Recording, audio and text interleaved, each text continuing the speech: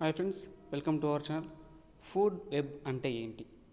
జనరల్గా మన ఎకోసిస్టంలో జంతువులన్నీ ఫుడ్ కోసం, ఎనర్జీ కోసము ఒక జంతువు పైన మరొకటి ఆధారపడి బ్రతుకుతూ ఉంటాయి. దీన్ని మనం ఫుడ్ వెబ్ అంటాం. ప్రైమరీ ప్రొడ్యూసర్స్ అంటే ప్లాంట్స్. ఈ ప్లాంట్స్ కిరణజన్య సంయోగక్రియ ద్వారా ఆహారాన్ని తయారు చేసుకుంటాయి. అంటే ఈ మొక్కలపైన, చెట్లపైన ఆధారపడి మిగతా జంతువులన్నీ బ్రతుకుతూ ఉంటాయి. అవునా? అన్ని ఆర్గానిజమ్స్ కూడా ఒకదానితో ఒకటి సంబంధాన్ని కలిగి ఉంటాయి. ఒకదానిపైన ఒకటి ఆధారపడుతూ ఒక జీవిని ఇంకొక జీవి తింటూ బ్రతుకుతూ ఉంటాయి. దీన్నే మనం సింపుల్గా ఫుడ్ వెబ్ అని పిలుస్తాం. ఎగ్జాంపుల్కి ఇక్కడ గడ్డి ఈ కిరణజన సంయోగక్రియ ద్వారా ఆహారం తయారు చేసుకుంటా. అంటే ఈ గడ్డిని తింటూ ఈ మిడత, అంటే ఈ మిడతని తింటూ ఈ పిట్ట, అంటే ఈ పక్షిని తింటూ పాము, ఈ పాముని తింటూ గ్రద్ద.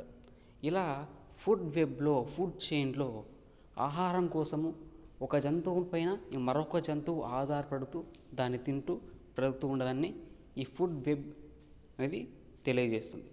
అండ్ ఈ ఫుడ్ వెబ్లో ఒక జంతువు పైన ఇంకొక జంతువు ఆధారపడటం అనేది ఎప్పుడు ఒకే జంతువు పైన ఆధారపడదు కదా.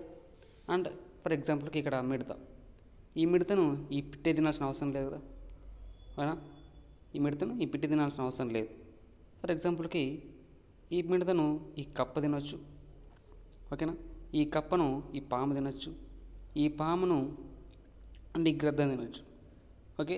అండ్ ఎగ్జాంపుల్కి ఇక్కడ ర్యాబిట్ ఉంది. ఈ ర్యాబిట్ ఈ గడ్డిని తింటూ బ్రతుకుతుంది. అండ్ దీన్ని తింటూ ఈ నక్క బ్రతుకుతూ ఉంటుంది.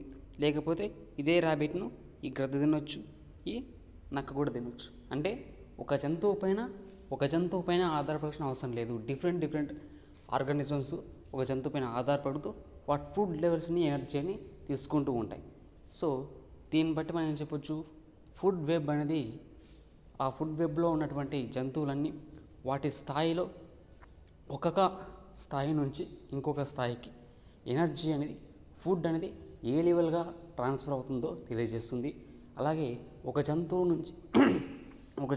అంటే ఇంకో జంతువు రెండింటి మధ్య సంబంధాన్ని, అవి ఏ విధంగా ఆధారపడుతున్నాయో తెలియజేస్తుంది ఈ ఫుడ్ వెబ్. ఐ హోప్ ఈ వీడియో మీకు బాగా అర్థమైంది అనుకుంటున్నాను. ఈ వీడియో మీకు నచ్చితే లైక్ చేయండి. అలాగే మన ఛానల్ని సబ్స్క్రిప్షన్ చేసుకోండి.